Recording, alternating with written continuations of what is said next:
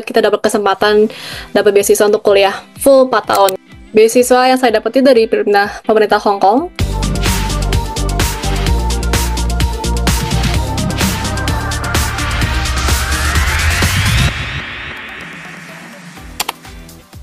Ketemu lagi pemirsa Kabar Kampus Keliling Dunia. Hari ini saya bersama Kak Uci. Halo Kak Uci. Halo Kak Purpon. Ya, berdua akan mendampingi Kak Andrea nih dari Hong Kong untuk mendiskusikan bagaimana teman-teman kuliah di Hong Kong. Apa kabar Kak Andrea? Baik kabarnya, makasih ya sudah undang saya ke sini. Terima kasih juga udah nerima undangan kita nih. Iya, Hong Kong termasuk yang paling cepat terima undangan ya Kak Uci. Banyak banyak PPI dunia yang kita undang, Hong Kong yang salah satu yang responsif. Pas respon. Ya, pas respon. Gitu, terima kasih Kak Andrea sekali lagi. Oke, karena waktu kita nggak panjang, kita langsung to the point. Yes. Pertama, kita mau nanya nih, Kak Andrea, sekarang semester berapa? Sekarang aku semester 4 di Hong Kong, salah satu di City University of Hong Kong tepatnya. Jurusan? Jurusan Ilmu Komunikasi dan Manajemen, jadi saya mengambil 2 major di situ. Oke. Pertanyaan wajib nih Kak Uci. Ya kan, kenapa milih Hong Kong? Kenapa nggak di negara lain atau nggak di Indonesia aja gitu? Oke. Mungkin bisa 3 poin ya kalau teman-teman di sini. Pertama, kenapa ke Hong Kong? Karena kita dapat beasiswa. Kalau saya dapat beasiswa di sini, dan kebanyakan teman-teman juga kita dapat kesempatan dapat beasiswa untuk kuliah full 4 tahun. Yang penting harus maintain GPA aja selama setiap semester. Dan teman-teman Indonesia pasti pintar-pintar semua, jadi itu not a really big problem buat kita kan. Kedua, ke Hong Kong kita bisa jalan-jalan. Ya namanya ke Hong Kong kan banyak aktivitasnya, macam-macam segala. Dan kayak Hong Kong itu city life-nya seru banget, night life-nya seru banget. Jadi cocok lah untuk teman-teman Gen Z atau teman-teman yang masih mau mencari nih hidup mau kemana aja nih gitu. Dan mungkin poin ketiganya untuk orang tua yang khawatir nih, aduh anaknya mau pindah luar negeri. Hong Kong nggak begitu jauh sih sebenarnya ya kan. Jadi itu masih cuma 5 jam doang dari Indonesia, sehingga untuk orang tua aman. Tenang, nanti orang tua juga bisa jalan-jalan ke Hong Kong kok. Oh gitu, di cover sama beasiswanya? Untuk perjalanan sih tidak, beasiswa cuma cover untuk tapi cukup buat biayain orang tua ke Hong Kong. Mungkin itu orang tua aja yang ke Hong Kong aja, mungkin sambil lewat jalan-jalan. Saya mau explore lebih jauh Pak soal beasiswa, soalnya penonton kita pasti banyak yang mahasiswa nih. Iya, boleh Bu. Kak, beasiswanya ngambil dari mana Kak? Beasiswanya dari Indonesia atau dari pemerintah Hong Kongnya? Beasiswa yang saya dapat itu dari pemerintah Hong Kong. Jadi kalau di sini setiap universitas di Hong Kong mempunyai kota gitu, harus dikasih berapa beasiswa gitu untuk teman-teman internasional. Jadi baik itu dari Tiongkok, dari Indonesia juga banyak. Dan kita sekitar ada yang 50%, ada 100%. Dan khususnya kalau di universitas aku tuh ada yang namanya top. Jadi 100% tuition fee, ditambahan ada duit jajan ya kita ngomongnya. Itu nama beasiswanya apa Kak kalau yang pemerintah Hong Kong? Itu tuh nggak ada namanya specifically kalau di sini, karena semua anak internasional automatically didaftar untuk beasiswa itu ketika masuk ke universitas masing-masing. Gitu. Siap. Jadi nggak ada kayak pemikiran kayak, aduh harus daftar lagi nih beasiswa, udah langsung, udah dapat, udah langsung didaftar. Tadi saya agak kecewa sih dengarnya Bu. Hong Kong cocok buat Gen Z gitu. Waduh, saya nggak masuk kriteria dong gitu kan. Nggak bisa ke Hong Kong nih. Tim kolonial nggak bisa ke sana berarti. Pas disebut, tapi buat orang tua bisa. Orang tua lagi maksudnya, bukan yang generasi di atasnya. Aduh, jadi nggak kebagian deh ke Hong Kong. Tapi nggak apa-apa deh. Tapi soal Hong Kong, saya dulu suka merhatiin ya di Hong Kong. Terakhir-terakhir itu agak rame.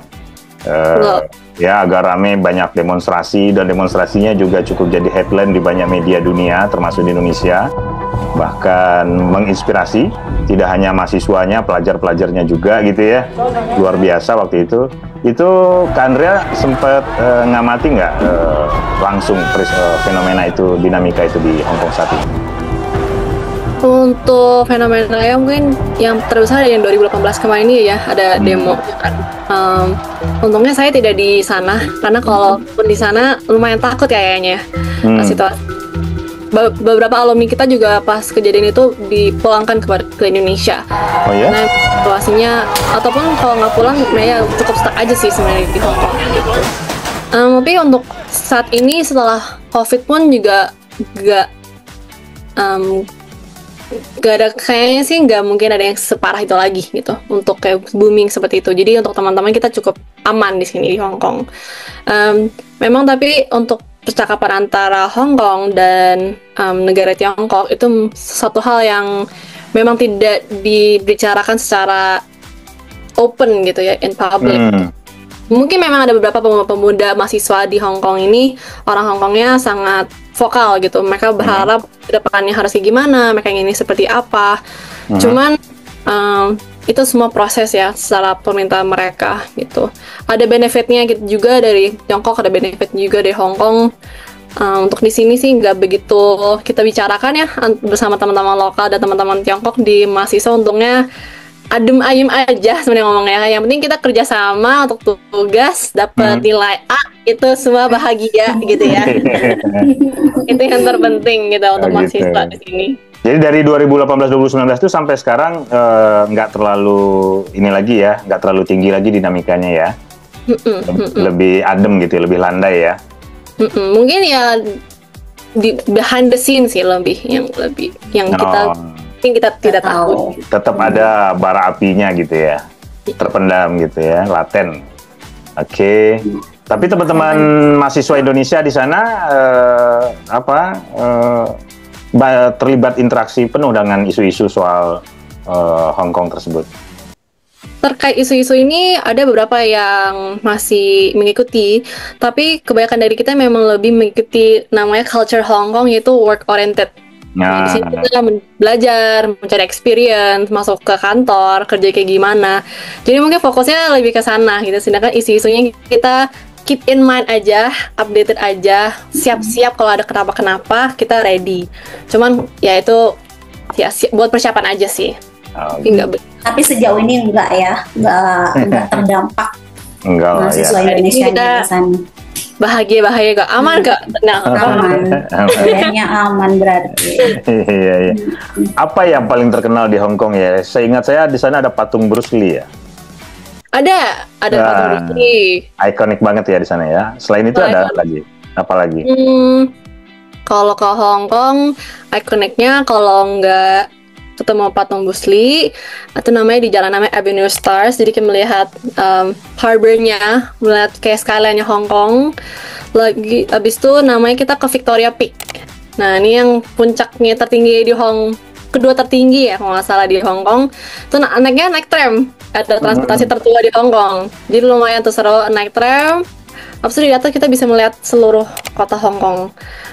Dan itu mau pagi-pagi, mau siang-siang, mau malam-malam, bagus pokoknya.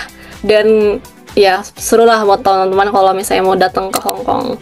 Karena selain itu hal-hal kecilnya ya Hong Kong mungkin kecil gitu ya, cuman 3 pulau doang. Emang ada apaan sih? Cuma kotak gedung-gedung doang. Gak tentu di sini untuk kayak teman-teman awalnya suka makan gitu di Indonesia. Nah di sini bisa jadi konten kreator banyak di sini teman-teman. Jadi konten kreator makanan, restoran, nge-review ini, review segala macam. Kalau misalnya, aduh nggak mau makan nih, lebih mau aktivitas, bisa. Di sini kita ada kayak hiking kita banyak banget. Mungkin sama ya, mungkin teman-teman yang di Indonesia yang sering naik gunung segala macam ya. Mungkin di Hong Kong lebih gampang sih sifatnya. Jadi untuk teman-teman pengunjung aman. Di sini seru lah pokoknya. Running track juga bisa. Ataupun yang mau jalan-jalan juga bisa. Kita kan bisa ke Macau cuma sejam, ke Tiongkok pun juga paling 45 menit, 30 menit udah nyampe gitu. Terus gitu Kauci, tertarik nggak Kauci? Semuanya ada kayaknya, tapi yang pasti di sana nggak ada Monas Kak. Betul. Iya kan. Gimana pun satu-satunya di Indonesia ya. Satu-satunya di dunia. Satu-satunya di dunia. Iya. Terus Kak, kuliahnya gimana di sana? kalau di Indonesia kan kita sistemnya kalau S1 kan Andrea kan S1 sekarang. Di sini kan kalau di Indonesia juga sistemnya 4 tahun kuliahnya. Di sana sama nggak, Kak? Kalau di sini tergantung universitasnya bisa kasih berbagai program. Cuma normalnya 4 tahun untuk dapatkan S1. Ada juga bisa kesempatan untuk 3 tahun untuk teman-teman. Itu khusus untuk yang A-level ya. Itu masuk ke kuliahnya dengan persyaratan les tes A-level. Itu 3 tahun. Ada juga teman saya yang ngambil 4 tahun, itu 3 tahun plus 1 tahun langsung S2 juga. Langsung. Gitu. Wow. Jadi bisa langsung lanjut ya, tapi plus 1 tahun doang udah bisa S2. Ya mungkin tahun ketiganya lumayan harus udah siap-siap banyak ya. Tapi emang seru sih di sini sih, kayak banyak kesempatannya, mau PhD juga bisa, mau masters langsung juga bisa. Semua infonya juga gampang sih untuk dimengertikan di website mereka. Jadi kayak nggak harus yang nanya-nanya sama orang-orang. Kayak dulu kayaknya kalau nggak dapet info udah hilang gitu. Yang pasti di sana nggak perlu orang dalam. Gitu ya. Karena sebenarnya mereka tuh senang banget sama orang Indonesia sebenarnya. Universitas tuh senang banget dengan namanya mahasiswa Indonesia, karena ya kita semuanya ya mungkin kayak ramah nggak ya sedunia kan, known as to be Indonesia anak-anaknya ramah, pinter, terus banyak kegiatan-kegiatan juga. Karena nggak cuma PP Hongkong yang punya kegiatan, tapi setiap universitas juga punya perkumpulannya mahasiswa Indonesianya, dan mereka pun ada kegiatan-kegiatan mereka sendiri. Iya, Kak Andrea kan ketua PPI Hongkong ya sekarang ya? Betul, Kak. Dari kapan? Saya menjadi presiden PPI sejak Juni 2024. Jadi kalau sistemnya satu periode akademiknya. Satu periode setahun gitu ya? Betul, Kak. Apa yang paling seru kalau berorganisasi di PPI? Paling seru adalah networking-nya sih. Sebagai kayak di PPI Hongkong, kita berkomunikasi dekat dengan KJRI juga. Jadi sering-sering ketemu Pak Konjen, ketemu orang-orang. Jadi lebih tahu lah info-info di Indonesia, lebih updated gitu dibanding di berita gitu. Tapi selain itu kita juga ketemu sama BUMN, beberapa company Hongkong pun kita juga dekat dengan mereka. Jadi itu yang penting sih di sini, karena kan untuk kedepannya kita mau kerja segala macam, networking is key gitu. Gitu ya. Tapi teman-teman di sana sambil kerja juga ada sebagian rata-rata. Ada teman-teman. Tapi ya sebenarnya tetap note ya untuk teman-teman kalau kuliah tetap harus have fun. Jangan lupa itu tetap penting. Tapi untuk teman-teman yang kerja ada aja yang mereka merasa bisa nih untuk juggling between sekolah, uni, dan juga kayak bisa nih buat magang nih beberapa hari gitu. Banyak yang kesempatan magangnya, bahkan setelah semester 2 kita ada liburan panjang tuh selama summer 3 bulan, biasanya banyak mencari magang waktu magang di saat itu. Biasanya kerja sendiri enggak ya? Enggak nyambi kerja gitu kayak yang lain. Saya sempat nyambi kerja selama semester, cuman kayaknya sekarang ini kalau semester ini ya lumayan berat nih, jadi kayaknya nggak bisa sambil nyambi gitu. Kan sekarang jadi ketua, jadi presiden, Ausi, jadi beda ya. Ini tahun kedua udah jadi presiden, emang kayak gitu sistemnya? Kalau di sini, kalau dari tahun ke tahun sebelumnya tuh biasanya normalnya di tahun ketiga, semester 5 dan semester 6. Cuma kita sekarang melihat lebih banyak pergeseran gitu. Jadi mulai tahun kedua jadi presiden. Cuma di sini nggak begitu melihat kayak harus tahun ketiga nih jadi presiden. Enggak juga. Yang penting kalau untuk jadi ketua, untuk menjadi member kayak panitia, kita dari tahun pertama pun juga ada dalam panitia kita. Karena yang butuhnya adalah cuman keinginan untuk untuk kayak memberi kepada teman-teman, untuk berempati dan juga semangatnya. Itu yang terpenting sebenarnya di PP Hongkong, karena ya kita semua mahasiswa, kita semua masih muda-muda semua, jadi yang penting ya kita mengerti lah apa yang teman-teman butuhkan. Mereka butuh kesenangan, ya kita kasih kegiatan segala macam. Itu sih. Apa biasanya kegiatannya? Kegiatan kita biasanya diawali dengan namanya Kelingkong, singkatan dari Keliling Hongkong. Keren. Kelingkong. Ini acara pertama kita, biasanya untuk teman-teman mahasiswa baru yang baru datang ke Hong Kong. Orientasi ya. Orientasi ya, sebenarnya orientasi, kita ketemu sama kakak-kakak semua untuk ini gimana cara keliling Hong Kong, MTR kayak gimana. Terus kita ada games-games gitu, posnya tuh di Hong Kong gitu. Jadi mereka harus keliling Hong Kong gitu untuk mendapatkan pos-posnya dan nanti menang. Oh, seru. Jadi itu kita mulai dengan kelingkong, terus kita ada namanya PPI Hong Kong Olympics yang tanding olahraga. Selalu ya, semua PPI pasti ada pertandingan olahraga, karena apa sih, olahraga pasti bikin seru buat teman-teman, apalagi antar kuliah gitu, universitas. Itu kita ada ya basket sama futsal gitu. Jadi teman-teman laki-laki, ada juga perempuan yang juga ikut. Nah ini waktunya mereka time to shine gitu ya. Anak basket, anak futsal silakan. Gitu. Komplit pokoknya. Pokoknya komplit. Tapi kita juga ada sesi seriusnya tuh, namanya kita baru menyelesaikan satu kegiatan namanya Career Compass. Jadi kita matching antara mahasiswa dan kakak-kakak alumni yang sudah kerja di Hong Kong, supaya mereka bisa dapat mentor, gimana caranya dapat interview, dapat kerja di industri ini, industri segala macam. Dan itu yang emang di awal aku sudah sebutin, teman-teman di sini sangat work oriented, semangat banget lah untuk mau kerja, untuk cari experience. Jadi kita melihat perlu nih di matchingin sama kakak-kakak alumni yang menjalani yang mirip gitu. Kayaknya nikmatin kerja banget Pak di sana. Karena nanti kalau selesai mau tinggal di situ atau mau balik ke Indonesia nih? Kebanyakan sih setelah lulus kerja dulu di Hong Kong. Nabung dulu, baru pulang. Tenang kok, kita akan pulang ke Indonesia suatu saat, tapi kita perlu nabung aja dulu. Jadi nggak terpengaruh dengan itu ya, tagar apa namanya, kabur aja dulu, bukan gitu maksudnya ya. Nabung aja dulu sebenarnya. Nabung aja dulu. Kalau beda, nabung aja dulu. Beda ya. Berapa orang teman-teman pelajar Indonesia di sana, Kak Andrea, kira-kira? Untuk sekarang kita ada sekitar 900 mahasiswa Indonesia di Hong Kong. Di berapa kampus? Kita ada, yang terkenal ada 5 kampus, cuma ada berapa kampus-kampus yang kecil. Yang di logo-logo ini adalah kampus-kampus kita semua. Oke. Beda-beda lah, ada yang HKU, Hong Kong University, City University, Chinese University, ada juga yang mau teknologi juga ada kuliahnya. Itu di setiap kampusnya ranting PPI-nya aktif ya? Aktif, kita dari permisi itu yang CTU, maunya permisi, ada pemicu, ada Musti, Inasa, IDSA, mereka juga masing-masing ada kegiatannya, mau barbekyuan, ada mau keliling Hong Kong juga, ada yang cuma sekedar ketemu-ketemuan aja juga ada, mereka sih aktif, mereka semua ranting-rantingnya. Oh, ada ide nih Kak Uci, nanti kapan-kapan kita bisa live streaming ya kegiatan teman-teman di Hong Kong.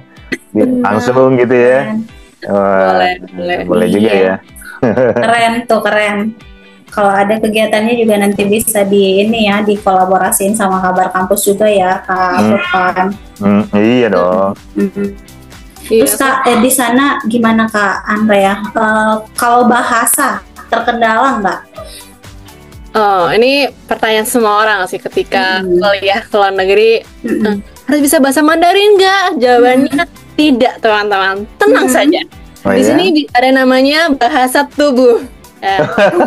Pilih mau berapa? 1, 2, 3 gitu. Bisa gitu, aman. Kalau di sini kita bahasanya dialeknya Kantonis ya, kalau di Hong Kong. Kantonis. Dan Kantonis itu jauh berbeda dengan Mandarin. Jadinya kayak kita ada kelas-kelasnya bisa kita ambil, tapi kalaupun nggak ambil juga nggak apa-apa.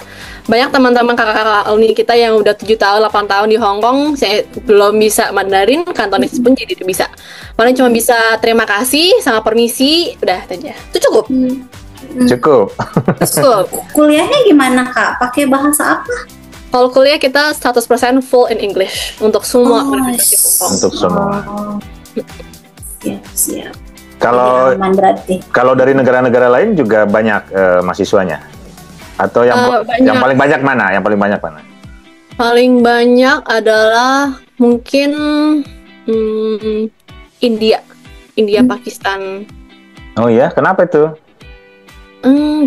Saya kurang tahu sih sebenarnya kenapa mereka banyak banget ya ke sini. Cuman senang sih ada mereka semua gitu di sini. Central Asia lumayan rame di Hong Kong. Mungkin karena deket juga ya posisinya sama kayak teman-teman di Indonesia. Dan mereka ambis banget gitu di sini. Ya lawan kita lebih ke lawan sama sesama internasional sih, bukan lawan sama lokal gitu. Ketika di universitas. Lawan tanda petik ya. Lawan. Iya. Tapi tetap kita sesama anak internasional, semuanya bergabung, pokoknya harus sukses bersama-sama gitu. Tetap. Kalau di sana kompetisinya positif, Pak. Iya. Iya kan. Oke, Ya. kalau beasiswa sendiri, kira-kira di sana yang bisa disuggest buat teman-teman di Indonesia apa? Untuk beasiswa pasti yang dari pemerintah Hong Kong itu pasti disuggest, itu yang pasti lewat universitas masing-masing ya, udah ada jalurnya. Selain itu kita juga ada beasiswa Indonesia Maju, itu dari pemerintah Indonesia. Saat ini kita ada peningkatan sih untuk dari BIM datang ke Hong Kong, jadi lumayan senang ketemu teman-teman juga. Kalau itu prosesnya juga lebih sulit ya mungkin prosesnya kalau dari pemerintah Indonesia. Tapi selain itu juga ada beberapa company di Hong Kong yang memberikan beasiswa itu untuk kita semua. Jadi tipsnya untuk teman-teman mungkin ketika datang ke Hong Kongnya belum dapat beasiswa, jangan khawatir karena sepanjang 4 tahunnya bakal muncul. Pasti ada informasi, oh ada beasiswa ini itu, dan jadi harus teliti aja kayak ngeliat informasi apa yang muncul, keperluannya apa. Cukup mudah sih, biasanya cuma interview, essay, dah. Yang penting punya identitasnya, itu yang mereka butuhkan. Nah, gitu teman-teman pemirsa Kabar Kampus Keliling Dunia, jangan ragu di Hong Kong peluangnya banyak ya. So, Peluangnya banyak. Andrea juga siap mendampingi ya kalau ada anak baru yang ke sana. oh tentu siap. Tentu Yang penting dong. DM aja ke PP Hong Kong, kita dengan siap membantu teman-teman semua. Kita juga ada buku pintar sebenarnya di website kita. Jadi semua informasi terkait kehidupan di Hong Kong seperti apa, makanannya, transportasinya, setiap universitasnya pun kita liputi di buku itu. Hong Kong sebenarnya seluas apa sih, Kak Andrea? Dibanding Jakarta luas mana? Wah, saya nggak pernah mikirin luasnya ya. Mungkin biasanya perbandingannya sama Singapura soalnya seringnya. Tapi lebih gede lah dibanding Singapura. Lebih gede dikit ya. Gede. Tapi penduduknya padat ya. Padat. Kemarin ini kalau nggak salah 7 juta. Tapi 7 juta tuh udah campuran lokal Hong Kong dan dari Tiongkok dan orang-orang internasionalnya. Karena banyak tuh kalau dari Hong Kong kan nggak cuma lokal, tapi dari yang Inggris, dari Amerika, semua pada datang ke Hong Kong. Jadi ke Hong Kong. Kalau ini tenaga kerja Indonesia banyak juga ya di sana ya. Wah, mereka banyak banget dan saya salut sama mereka. Mereka bisa bahasa Mandarin, bisa bahasa Kantonis. Itu mereka hebat sih. Kita teman-teman mahasiswa kalau ketemu sama ibu-ibu yang di Causeway Bay, kita samperin, kita kayak mereka juga baik banget sama kita, kayak iya sini datang, kasih makanan kadang-kadang. Pokoknya mereka luar biasa sih, jauh lebih luar biasa dibanding mahasiswa kalau bilang gitu sih. Nggak ada program khusus TPI-nya sama TKI yang ada di sana? Mereka udah lebih sukses sih sebenarnya. Oh, oke. Mereka jauh lebih keren aja. Jadi merasanya, kalau misalnya kegiatan kayaknya nggak perlu, karena misalnya kalau sehari-hari pun kita setiap hari Minggu ya kan mereka ngumpul ya, terkenal aja di Victoria Park itu udah sebuah kegiatan sebenarnya kan. Jadi kita nggak perlu kegiatan lebih sih. Gitu. Kalau biaya hidup gimana kan di sana, biaya hidup? Tinggi? Ya kalau menurut data ya Hong Kong lumayan tinggi. Iya. Bisa kita anak-anak Indonesia kita ngirit bisa kan, nabung dulu. Nabung kan? Bisa kita nabung di sini. Apalagi kalau misalnya udah kerja dapat gaji Hong Kong, udah bisa lah dinyesuaiin. Mungkin awal-awal agak shock culture sih untuk semuanya kali dua. Aduh kayak, makan dikit doang 50 Hong Kong dollar udah 100.000. Aduh. Ya itu udah pasti. Tapi fase itu akan berlalu. Indah pada waktunya ya, setelah nabung tentunya. Kalau Iya. ininya gimana tuh? Kalau buat tinggalnya, kos-kosannya di sana, kira-kira apa bedanya dengan Indonesia? Ada apartemen ya biasanya ya? Atau Kalau gimana? di sini lebih ke apartemen. Kita kan Lebih ke asrama apartemen. masuknya di sini. Kampus sediain gitu? Iya, dari kampus sediain biasanya sistemnya antara 2 tahun atau tahun pertama itu dijamin dapat asrama. Terus tahun ketiga, tahun keempatnya tuh kita namanya harus mengejarin poin. Jadi ada slotnya gitu untuk setiap gedung. Ada slotnya berapa anak internasional yang mereka bisa terima. Gitu. Kalau poinnya nggak senyampe, nanti dia harus keluar dari apartemen. Betul, harus asrama. cari di luar gitu. Ah, Maksudnya kalau keluar carinya ya biasanya sama teman-teman. Jadi satu rumah, 3 kamar, 2 kamar gitu. Memang harganya lumayan jauh sih sebenarnya. Makanya kalau di kita anak Indonesia sangat-sangat ambis membuat kegiatan, mendapatkan poin-poin itu. Karena poin-poinnya sebenarnya lebih ke harus aktif. oh gitu, seru ya. Jadi modal poin doang, nggak modal duit untuk Iya, modal dapetin poin. mas. Kalau kita nggak bisa poin, kita namanya bisa jadi president tutor, which is tuh kayak kakak Mentor, kakak mentor, kakak asrama. kakak mentor Kakak gitu. asrama. Nah, itu gratis kamarnya single room, tapi ya harus kerja untuk asrama. Ya kerja bukan yang kerja gimana sih, kerja santai aja, harus bikin acara segala macam untuk urusin. Ya, mendinamiskan lah gitu ya, menghidupkan Karena di sini suasana mereka asrama. pengen apa ya, lift up kehidupan di asrama tuh seru teman-teman. Ada lomba nyanyi, nggak bisa nyanyi nggak apa-apa, yang penting ikut dapat poin gitu segala macam. Nah, Main basket nggak bisa main basket nggak apa-apa gitu, yang penting ikut aja dulu. berarti Tapi ada salah satu- aturannya. Ada Ada. aturannya di sana, tetap ya. berarti Oh. yang salah satu yang ramenya Kak Uci pasti 17 Agustus tuh. Kalau Iya, di Indonesia rame pasti sama teman-teman Rame. kerja di sana juga. Itu pasti rame, itu rame banget untuk teman-teman pekerja. Apalagi kalau kita di PPI Hongkong, kita kan selalu dapat diundang oleh Pak Konjen, jadi ke rumah Pak Konjen yang sangat-sangat amat indah. Wah, seneng sih kita. Kita sebenarnya senengnya karena ketemu sama Pak Konjen tentunya, dengan teman-teman KJRI, tapi juga makanan-makanan Indonesia-nya selalu best, selalu yang terenak. Membuat rindunya terlepas ya, bisa menikmati lagi masakan Indonesia di Hong Kong. Betul. Nggak harus masak. Emang nggak bisa masak gitu Kak Andrea ini? Masak bisa, Mm-mm. kan namanya juga nabung dulu, jadi masaknya Nabung lagi. ayam, biasanya bawa dari Indonesia nasi sama abon, nasi sama sambal, atau enggak. Gitu. Tapi juga bisa masak yang lain-lain kalau ada teman-teman yang kayak masaknya sangat chef made gitu. Mungkin kalau masakan Indonesia mungkin lumayan sulit ya, banyak ingredients bahan-bahan yang nggak bisa kita cari di Hong Kong. Oke. Jadi harus nunggu paket datang baru kita bisa. Rumah makan Padang ada nggak di sana, rumah makan Padang? Nah itu tuh belum ada. Jadi Peluang nih. kalau ada yang mau buka Padang di Hong Kong boleh. Wah, pasti laku tuh. Mm-mm. Di sini kita ya biasanya makanannya nasi goreng, rendang, ayam geprek juga ada untungnya. Jadi tapi Padang sih itu perlu ada Ngangenin ya, kalau banget. Padang ya. Nomor satu sih. Saya kalau pulang itu yang makanan pertama saya. Oh gitu. Yang dicari langsung nasi Padang kalau pulang ke Indonesia. Memang Iya. Padang, Bu. Kalau orang Padang itu katanya gitu, Bu, di mana ada persimpangan, pasti di situ ada warung Padang.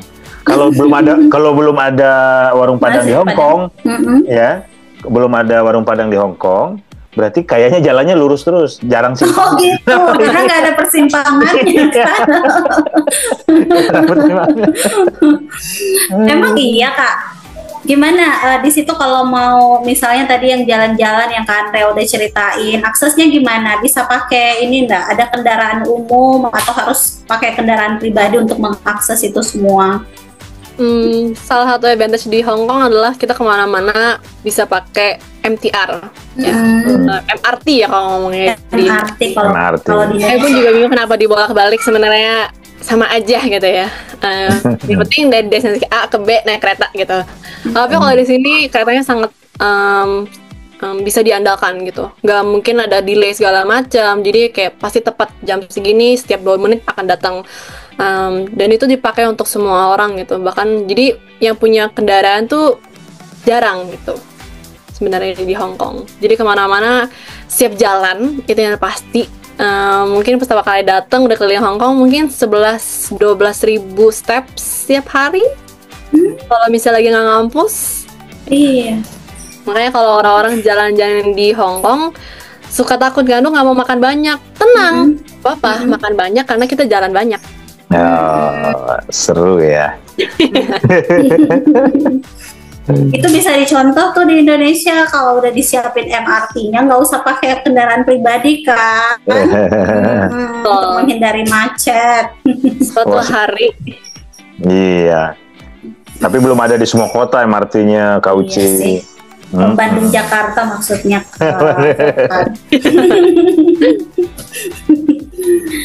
Iya, apalagi nih yang buat S2 buat S3 kira-kira yang paling apa ya, paling recommended di sana apa? Wah, S2 S3 gak bisa sih untuk bilang kayak harus di universitas mana, karena setiap universitas punya spesialnya masing-masing. Cuman kalaupun dari S1 sampai S3 yang paling top memang Hong Kong University, HKU. Itu memang top. Ya semacam kalau di Indonesia UI-nya gitu. Nah, jadi kalau misalnya teman-teman dapat di HKU, pokoknya keren deh, luar biasa gitu. Cuma untuk S2, S3 kita lumayan ada di berbagai universitas sih, nggak semua yang ngumpul di satu universitas itu aja gitu. Oke, menarik. Yes. Siapa tahu nanti dapat rezeki bisa lanjut di sana ya Kak Uci ya. Iya, boleh deh ngambil pos doktoral di sana. Kak Uci ini baru saja ini jadi dokter, jadi kita apresiasi juga beliau nih. Iya, kita lagi ngomongin ke Andre ya hari ini. Gak apa-apa kan, kita berbagi nih, berbagi kebahagiaan, berbagi hal yang positif. Udah berapa menit kita, Kak Uci? Bentar lagi nih, closing statement deh dari Kak Andrea kali, udah lebih dari 30 menit nih Kak. Udah lebih ya? Oh. Apakah Andrea kira-kira pesan dan ininya, ya pokoknya godaan lah buat teman-teman di Indonesia biar datang juga ke Hong Kong, kuliah juga di Hong Kong, baik yang S1, S2 maupun S3. Mungkin untuk teman-teman semua, jangan takut. Yang penting kalau misalnya kira-kira bisa gitu, mungkin cuma 10% bisa, gas aja gitu pokoknya. Daftar aja mau ke Hong Kong, mau ke negara-negara lain, karena pasti kesempatannya akan diberikan, dan juga pasti komunitas Indonesianya kita sangat mendukung teman-teman semua kita ketika datang. Kita di sini pokoknya tetap harus have fun, kita kerja, kita nabung dulu, bukan kabur aja. Nanti kita ketika udah dapat semua experience-nya, semua ilmunya, kita balik ke Indonesia membangun negara kita bersama-sama. Yes, itu yang penting, komitmen balik. Ya kan? Betul. Banyak juga yang beasiswa sama negara dapat ya dukungan, tapi malah nggak balik. Kabur aja dulu. Ini diomelin sama orang tua, kok nggak balik-balik itu yang lebih penting. Itu penting. Iya. Dan nungguin di sini. Oke deh. Oke. Silahkan Kak Uci, ditutup Kak Uci. Terima kasih banyak nih Kak Andrea. Terima kasih banyak Kak Andrea untuk inspirasinya bagi teman-teman pemirsa Kabar Kampus Keliling Dunia di episode keempat kita kali ini. Dan buat teman-teman pemirsa Kabar Kampus Keliling Dunia, jangan lupa untuk menyaksikan episode-episode selanjutnya di Kabar Kampus Dunia, dan pasti bakalan banyak banget inspirasi dari seluruh penjuru dunia yang akan kami sajikan di podcast ini. Sampai jumpa semuanya. Terima kasih Kak Andrea. Terima kasih Kak semua. Oh iya, dikit. Buat Kak Andrea dan teman-teman, kalau kegiatannya untuk mau dipublikasikan, boleh kirim ke mediapartner@kabarkampus.com. Dan kalau ada yang mau kirim tulisan atau liputan kegiatan, peristiwa gitu ya, bisa kirim ke redaksi@kabarkampus.com. Oke. Ditunggu Kak tulisannya Kak Andrea. Ditunggu. Salam buat teman-teman di Hong Kong ya. Iya, terima kasih kakak semua. Iya. Terima kasih, sukses selalu. Ditunggu kedatangan ke Hong Kong, nanti ada local tour guide, tenang saja. Siap. Siap. Makasih.